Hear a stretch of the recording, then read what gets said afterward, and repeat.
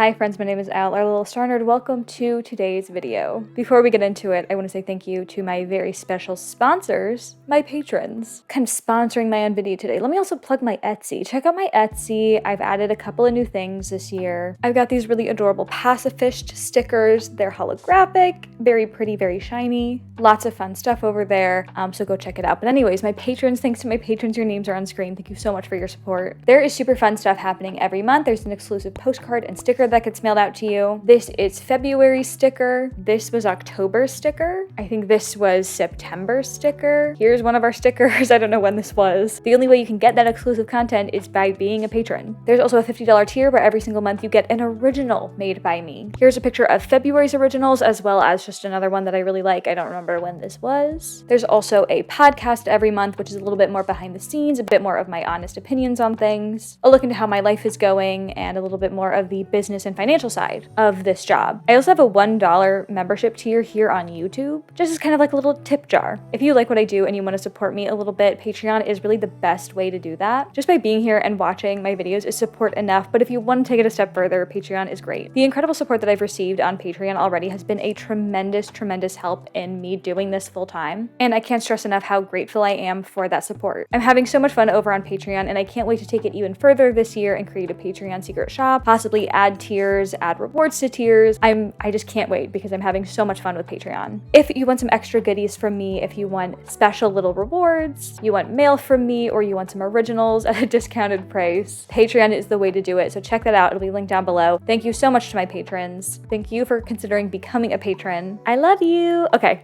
let's get into the video. So today we are doing another character design Pinterest board challenge thing. You guys know I absolutely adore doing these. Basically, what I do is I ask you guys to submit a Pinterest board to me of about 10 to 15 pins describing some sort of character. This time I asked for the theme of underwater, and that was it, just underwater. Could mean anything related to that. I closed it off after I got about 50 boards. Thank God I did, because I was already overwhelmed with choice. In fact, you guys killed it so hard, and there were so many good boards that I could not narrow it down to 4 like I normally do. I narrowed it down to 10. 10 boards that I really want to make a character out of. We're not gonna do more than 4 today. We're doing 4 today. But next week, we're doing a part 2 of the underwater character design challenge theme of underwater. We're doing it again next week because there were just too many really good boards that I really liked. You guys did such a good job. So this is just part 1. This is just the first 4 characters that I really like. I obviously already did the sketchwork. I'm so excited to do these. I already love all of them. Like normally there's kind of like one that I'm like, I could take or leave. And I think I'll probably have one that I don't like as much on this one as well, just because the sketch isn't great, but she could totally be saved with color. But yeah, I think this time I'm probably gonna end up loving all of them, and that's great. That's gonna be a great achievement. I'm gonna do the little spiel here. I'm pretty sure you guys know, but just in case. If you want to turn at your board being drawn by me, there is a way to do that. Please don't just send them to me willy-nilly. I have a Google form that when I want to do, like when I'm planning a video for this and I'm asking for boards, I will like put that out, and through that you can submit a board. So if you want to be on the lookout for that, if you want to be in the next video where I do this, follow me on Instagram and make sure you're keeping an eye on my community tab, because that's where I will be sharing that announcement. But yeah, like I said, you guys just absolutely killed it this time. Some amazing boards that I am so excited to bring to life. Without further ado, let's go. Let's get into coloring these characters. I'm so excited. I think I missed a few of the key points I like to make in the intro every time I do one of these videos. So for a bit more context as to why I do this challenge, how it benefits me, and what I'm hoping to learn from it, check out the playlist I made full of these videos. And you can see all the other design challenges I've done and also hear a bit about the background to this challenge. Anyways, the first board was created by Harriet. Thank you, Harriet. Everybody say thank you, Harriet. This board immediately caught my eye because it had a very different color palette to a lot of the other boards. It's super green with some yellows and browns thrown in, very much Shrek, swamp, just overall great vibes. I instantly knew that I was going to want to use this board, just at first glance. But looking a little closer at it, it didn't seem quite as straightforward as I thought it was going to be. Like, I knew I would be going for a swamp creature, but coming up with the story or world or anything didn't come to me as immediately. So, like I said, I started with knowing this was going to be a swamp creature. I kind of automatically went with a feminine character, but then looking at the board, I felt like maybe this was more of a genderless / gender neutral character. So retroactively, I'm going to say this is a non-binary character and will use they, them pronouns. I think the outro is filmed before I do this voiceover, so that might be incorrect pronouns, I don't know. But looking at the board like more closely, looking at the character, they're giving they them. So anyways, back to designing. I knew I wanted to give them a 70s vibe based on the pin of the two people kind of standing back to back. There was also an Anna Karina, I don't know who that is, pin that was also very 70s. So originally they were going to have like the feathered long hair in the first few sketches that I did, but I also knew I wanted them to be like fresh out of the water, so their hair was going to have to be wet and therefore not feathered. Their face was pretty easy to figure out. I was going with frog hybrid, so I just googled frogs and kind of mashed those features onto our swamp creature. I wanted big, wide bug eyes with horizontal pupils, a wide mouth. I wanted to do the mouth of that character, I think from Soul Eater. I think the character was also part frog, maybe. This character stuck with me for a very, very long time, like the way they drew the mouth, but I don't really remember who they are or what exactly they look like, but maybe you'll know what I'm talking about.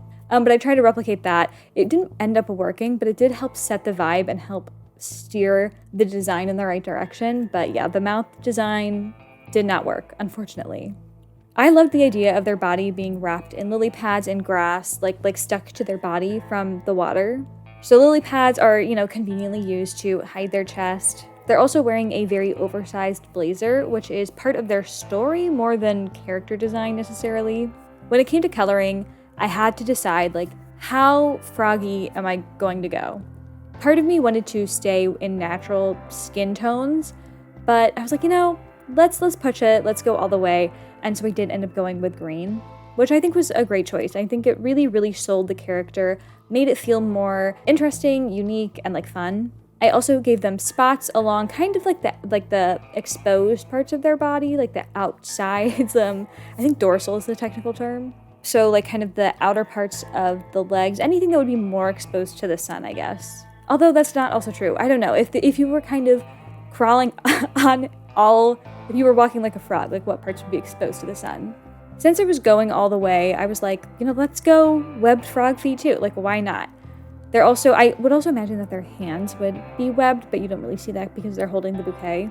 They're also wearing some dragonflies in their hair as barrettes, one on their lapel as a brooch, and they're surrounded by little flies. I'd imagine that they would be very one with the bugs and have them around all the time and be friends with them. They're also still standing in their little swamp water where tadpoles are swimming around. So, their story. I think this is very much of a Ponyo situation, which I love Ponyo.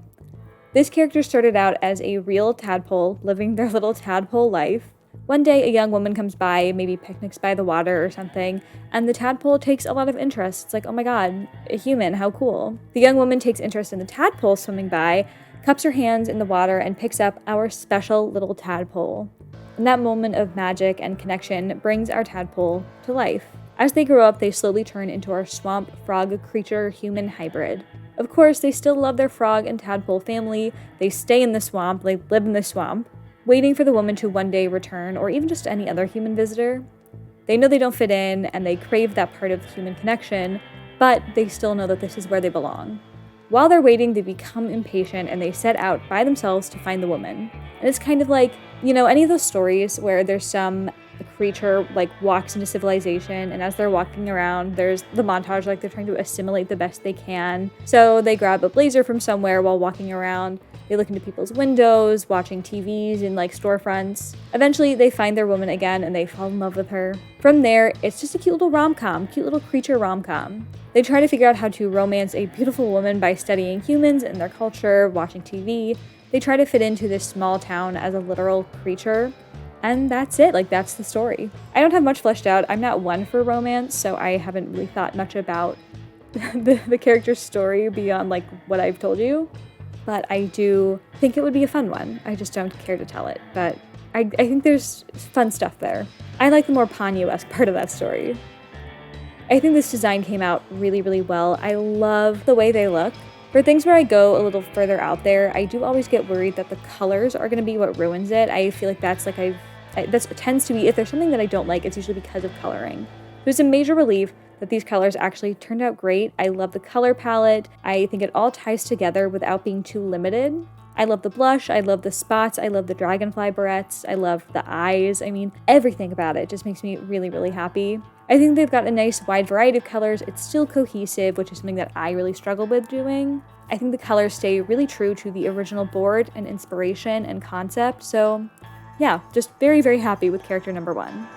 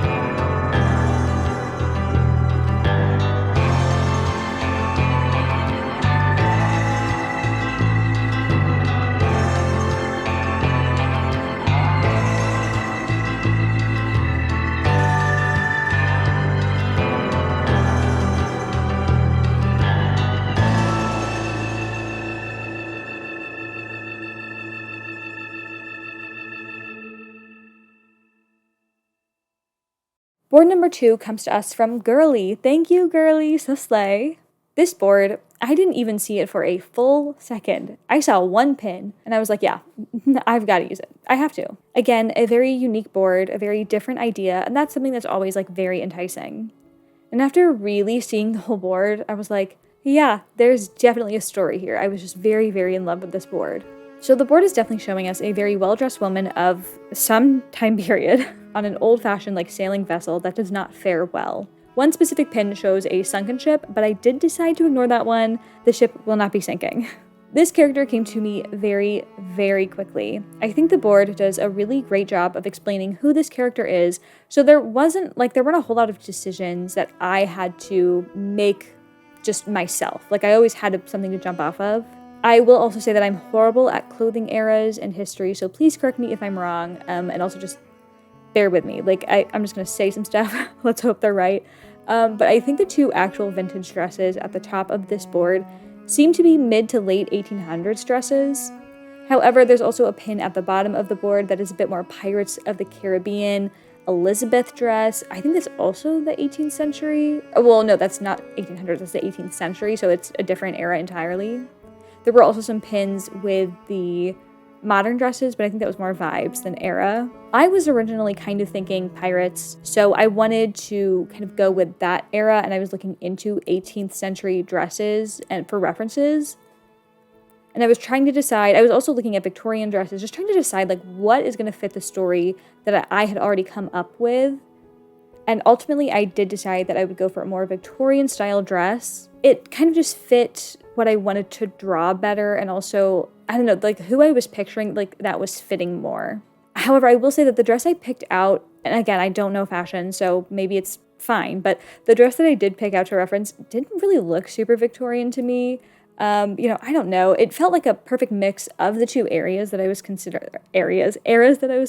It kind of felt like it fell in the middle, like a little bit more, maybe like European or something. I don't know, but it worked. It's fine. So let's go story first, and then we'll kind of blend into the design. This is a very wealthy young woman, probably the daughter of some rich guy. I don't know. She's on a voyage across the Atlantic on her way to America. She's Spanish, is what I'm thinking. To do some quick sightseeing with her little entourage, her little ladies-in-waiting like group, for one last hurrah before she's married off. And, she's excited for her life. She's excited for her trip. She likes the dude she's going to marry. She's not in love with him, but he's nice and like didn't care that she was going to go on this little trip. He's supportive, so it's fine. She's looking forward to her life. She's got a lot ahead of her. Things are looking good. But of course, on a large sea voyage, there will always be storms. In the middle of the ocean, they hit a really bad one and some men go overboard. Just a few sailors, men who have committed their life to the sea and have always known that this was like a possible end for them. So they pass on easily, no biggie. But they are not the only ones who fall overboard. So does our fair lady. And she was not ready at all to move on from life. She wasn't ready to die at sea. And so she doesn't move on. Her spirit stays there, constantly treading water and shouting for help, waiting for someone to save her from drowning. Sailors see a beautiful young woman calling for help in the water, and of course, they stop to help her. But it's years after she's fallen in, and so they're often horrified to see the state of her once she's on board. Her makeup runs down her face, her hair is damp and lifeless and sticks to her, barnacles have started to grow on her, fish cling to her. She moans and cries for help and is inconsolable. She doesn't understand what's happening. And as the men continue on sailing, they maybe make it a couple miles and they watch in horror as she's forced to fall off the boat again to stay with her bones that lie far below on the floor of the ocean. And so it goes on. She inadvertently haunts the boats that sail by, trapped in her own hell as she waits for a rescue that will never come. She mourns for her husband-to-be. She wonders why her ladies in waiting aren't trying to help her. She wonders why the boats continue to sail on and leave her behind. She has no concept of time. She doesn't understand why the men don't look familiar to her anymore. She doesn't understand why the boats look the way they do. She doesn't remember climbing aboard the last boat. She just remembers watching it sail away over and over and over again. She can't move on, but her body begins to deteriorate. Maybe she becomes more one with the sea as time goes on. Maybe she starts looking like a sea creature herself. Now for her design. First of all, the color of her dress is frankly arbitrary. It was actually decided by the lip color I had used for her, and I thought like, oh, I should tie that in and reuse this color. It's a nice color. So I used it for the bow, and then I had to figure out like what matched the bow color. I probably should have waited on the bow. I do think the pink is good. I think it matches the character and the vibe, but also I tend to never be satisfied with the pinks in the Ohu set. So I feel like maybe something about it is falling flat. I don't know. I'm not convinced on the pink, but I don't know what else I would do if it weren't pink. But yeah, we've got a Victorian-esque dress that is super simplified compared to what I would like it to be, but I frankly did not have time to deal with all of that detail. But I still think it reads, and I do like it. It's tattered on the bottom, it's stained in places. Starfish and barnacles and even a little octopus cling to her. She's got little Victorian boots, which the first sketch I did of her, listen, the first sketch, those boots looked so good. But then I realized that her head was too small and her body was too big and long, and I had to redraw the bottom half. And I could not draw those boots again. I was so mad. She's also got a little umbrella because duh, cute detail. And I thought it would be a little fun to have water caught in the umbrella with a fish stuck in there, she's accidentally caught some fish or something. The little overlays on her skirt, I don't know what those are called. I tried to research it. It's not like the bustle. I don't know. But over the hips. On the original dress, those were lace, but again, I thought it would be really cute to make those little fishnets. Of course, there's a fish stuck through it. I think that's really cute. That doesn't really make sense for the dress, but I thought that it would be a fun detail, and maybe that's part of her kind of becoming one with the ocean. Again, super happy with this design. I think she's really pretty. I think it's a really fun story. I really love crazy haunted woman stories. I overall really love this character. Very happy with this. What a good board. What a good character.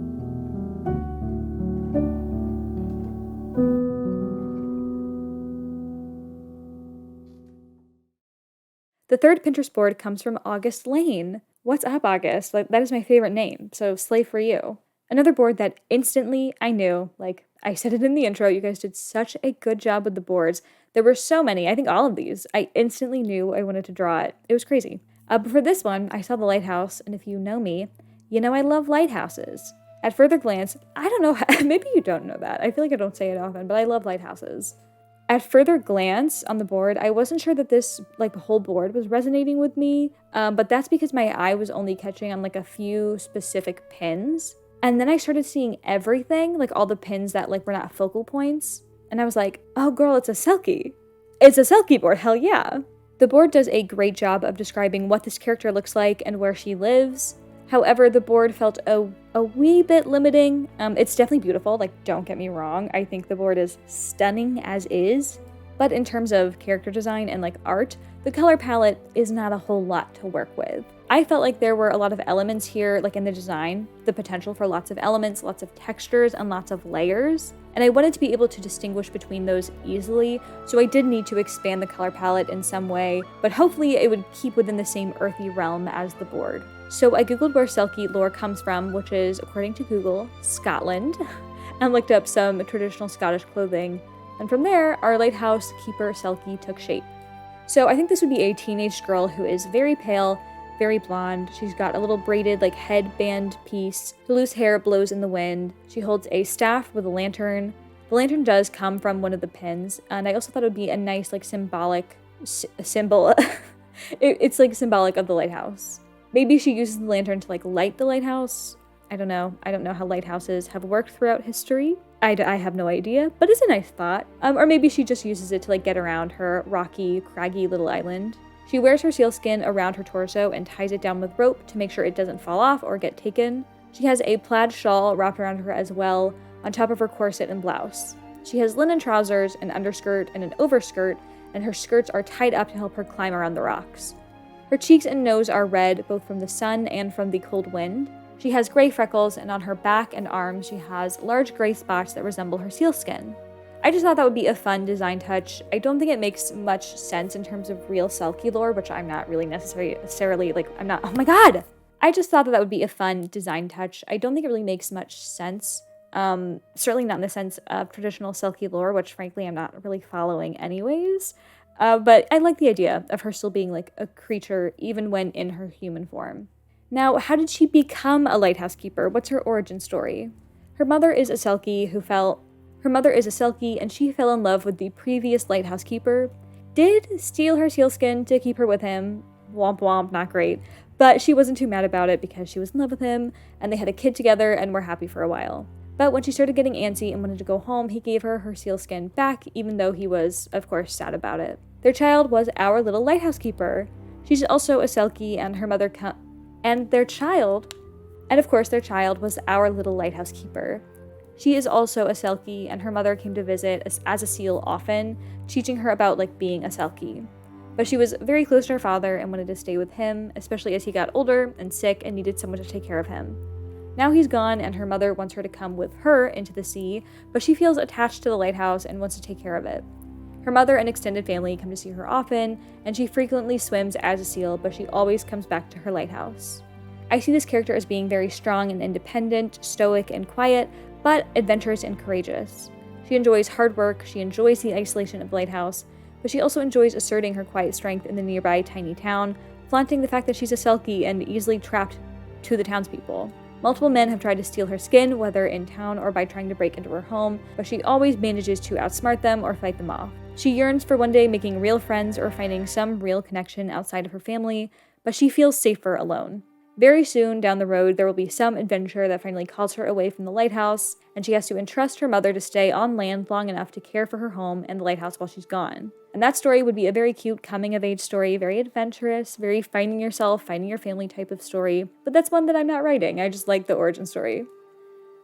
Once again, we are 3 for 3. I really, really love this character. I am so happy with all the decisions here in design, I love her outfit. I love the utility behind it all. That's one thing that I'm really trying to think of when designing characters, that of course I want them to look fun, but I also really want to make sure that everything is functional. And that's a way that I've been able to design characters better, is by thinking about what things would they need to function well. And I think that that definitely works in this design, like having her skirt tied up, having the over and underskirt to stay warm, and having the shawl wrapped around to stay warm, having the staff to hold the lantern, but also using that to climb around the rocks. I think that's it really helps me figure out what I want to do. But yeah, really love this design. I think she's really pretty and cute. There's a lot of potential here for fun stories, and this board has definitely woken me up to how cool selkies are.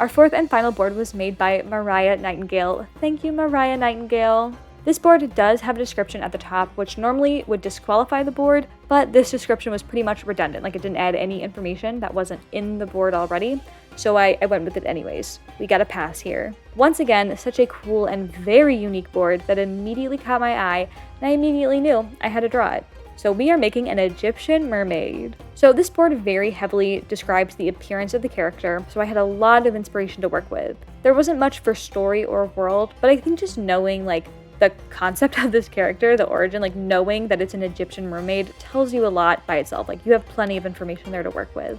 One of the pins that really called out to me was a pin of a giant whale mermaid, or shark mermaid, but I think whale, looking at a small scuba diver. One thing I've learned about myself in these character design challenges is that I love a giant woman, and I honestly didn't know that about myself. I've never been drawn to giant women characters before, but conceptually, for concept design and characters, they're so fun. So fun. So I definitely knew that I wanted her to be bigger, at least 14 feet, which is a specific number, but we'll get there. Because she was going to be so large, I thought it would make sense that she wouldn't just be a normal average mermaid, but maybe some sort of goddess or something. So I researched what the god of water was for Egyptians, and I found that the god of the Mediterranean Sea, I think Wajwer is how you pronounce it. So I did look into him, but he kind of just looks like a guy, as far as I could tell. Very limited research that I did. I was going to take some elements of the god and try to incorporate that into the design, but no, he seems to just be a guy. So maybe instead of that, she's some sort of Egyptian naiad, which is called, again, I'm going to butcher this, Nadaha, or water nymph mermaid thing, the Egyptian water nymph. But I didn't want her to be a regular mermaid type creature. I also researched what the habitats and ecosystems of the Nile are. Which, side note, I feel like I should know that already. Like, I didn't realize that I had no idea what the Nile looks like until now. Like, I feel like I knew that, but I didn't. Like, I knew crocs were there, but that was it. But there's also like hippos and stuff, and that's wild. But yeah, I feel like I should have known that. Anyways, I was looking at what kind of creatures live there to determine like what kind of mermaid she would be, and I ultimately decided that kind of the only like non-traditional but good option would be the crocodile, which is a sick option, so I was happy with that. And that is where the 14-foot length of her comes in. The average length of a Nile crocodile is, I think, about like 14 feet, which I think that would just be like a perfect size to have like a slightly giant woman slay. So yeah, she's a crocodile mermaid, and I think that was a really fun way to make it feel like specifically different, a bit more magical, a bit more powerful, like set apart from the average mermaid. Once that was decided, it was just a matter of figuring out what the human part of her looked like. And like I said, the board really helped with that. There were multiple pins of this specific netted dress, like style of dress, which once again really looks like fishnet. So I thought that would be perfect. I definitely wanted to keep that element. The original fishnet dress that I, designed for this character went like halfway down the tail, but in this spread, where the end would be behind the selkie character, so you wouldn't be able to see what the bottom looked like. So I shortened it just so we could see that detail. But I don't like it at that length. Picture it longer. But yeah, she's got a fishnet dress with some stripes of bead at the top, which is a reference, that is referenced from one of the pins in the board. The board also has multiple pins of these very large and beautiful collar-like necklaces, so I knew that would also be a necessary accessory. I also added some large earrings, a headpiece, and also some lock jewelry for 2 large locks that frame her face. This was also referenced, I believe, from some Egyptian hairstyles I had researched. Now I can't quite remember where they come from, but I did specifically want to keep those based on some of the other hairstyles that were in the board. I wanted to go really heavy on the gold jewelry to emphasize the regalness, the power, and the elegance of this character. She also has some arm jewelry that was referenced from another one of the pins. She has these 3 golden armbands down her arm, which are attached with thin gold chains. Very pretty, very elegant, useless, but pretty. Her hair did take some thinking. There are a few hair references in the board, some traditional Egyptian illustrations, some very bubble-shaped styles, but there was also a pin from the Metropolitan Museum of Art of a real wig found under the head of a mummy. Like, how cool is that? How amazing is science? Like, I can't believe we have a real mummy wig, which, like, ignoring the thievery of culture and history and disturbance of someone's resting place, it is cool to see you back in time like that. Again, ignoring all the horribleness of it. The wig was super, like thick with braids, like a lot of braids. And I thought that would be look really cool underwater. So our mermaid has lots and lots of thick locks waving around in the water, very thick hair. I think I underserved a bit on her face. I didn't want to go too hammy on makeup and make it a little spirit Halloween racism, but I did try and give her some like intense, typical eyeliner. She also has these really big, bright blue eyes with white pupils, mainly just because I thought it would be cool and vaguely fishy and like godlike. And you know what? I was right. It looks super cool, and I really love that detail. I also used some blue to highlight some places on her skin, which I think worked really well to tie in her eyes and the bead color. I think it all came together really well, and the jewelry kind of balances out the cobbled togetherness of her fishnet dress and rope belt. The colors all tie together really well. I think she's honestly a somewhat simple design, but I think it's striking in its simplicity. Now her story. Honestly, I don't know. I really don't know. I don't know much at all about Egyptian gods to know how they work or where they come from, so I can't really cobble much together here, but I did some super quick research about the En-Nadaha, and they're basically sirens of the Nile, which is fun. I love that. So I'd imagine that that's what she does. She lays on the bank of the Nile, her tail hidden, and lures men into the water where she death rolls them and eats them. I don't know if the En-Nadaha eat men in the actual Egyptian legend, but I think that would make sense specifically for her. She's a crocodile, and a girl's gotta eat, right? And there we go, 4 for 4. We have slayed once again. I love this design. I think the board was so strong and really allowed for a great design.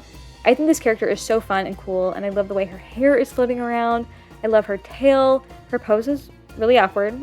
I'm not good at the poses, mermaid poses, but overall, I think she looks great, and I love her.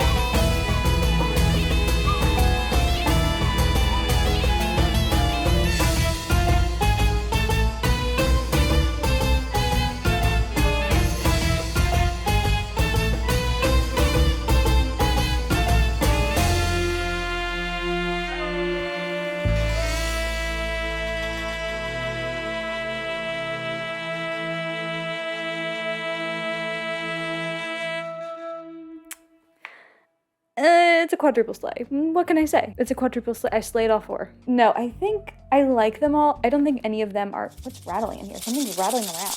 I feel like they're a little bit competing, like the color palettes. I think her, Miss Pink Lady, I'm not a fan of the color palette, but I don't know if I don't like the color palette because I don't like the color palette, or if I don't like the color palette because it's next to all this other stuff going on. Because I was gonna say like, oh, I feel like the one thing that, you know, I like all the designs, but I feel like I just got the color palettes wrong, which I tend to do sometimes. It's a thing that happens. But I say tend as if that's a common thing, but as in that's like my one downfall, I feel like, is I always end up not liking the color palette is what messes something up. Anyways, but I'm looking at all of them and it's like, no, I like the color palettes. I think the colors slay. I think they're right. There's just something when I look at them all, I'm kind of like, I don't get it, but also I like them. Does that make sense? I think it's just that they can't all be on the same page, the same spread. But yeah, I really like them. I think they're all really, really fun and really cool. I can't wait to do more next week. You know what's funny is I love mermaids. I grew up loving The Little Mermaid. To this day, I believe that mermaids, that there's a chance that they're real. I refuse to let that go. I think there's a chance mermaids are real. And weirdly enough, I don't love, like, I never draw underwater stuff. I never draw mermaids. I think it's because I, like, as you can see with our last lady here, I struggle drawing the poses. They just never make sense to me. It doesn't come naturally to me, and I think that's like the main reason. But so this was like fun. It was something that I really love. I love the concepts for, and I love the idea of underwater people and creatures, and it's not something that I do often, so this was really, really fun. Also, I do love selkies. There was a story in one of those like kind of princess storybooks. If anyone knows what I'm talking about on that very vague description, let me know. But it was one of those illustrated pretty storybooks when, you know, like the dragon books and like the princess, and they had like the 4D like textures and pamphlets you could pull out, and then there was like a storybook version. There was a selkie in there, and that was the only selkie story I ever liked. And I know selkie tropes are very popular, and I've always evaded them. I don't know why, but I've never been drawn to the selkie thing until today, until I did this character, and now I get it. Now I understand the love for selkies. I want to draw more selkies. And the one disappointment, I thought the disappointment was going to be the first one, the swamp girl. I actually love her. She might be a favorite. I don't know. Hard to say. Anyways, that's it. Those are all 4 characters. Like I said, next week we'll be doing part 2. So we'll just be doing more of these, more of this, which I love doing, and you guys seem to really enjoy as well. So stay tuned. Thank you so much for watching. Make sure to check out my Patreon and my Etsy. Subscribe to my channel, like this video, whatever you feel like doing. And that's it. I'll see you very soon to draw more underwater characters. Bye.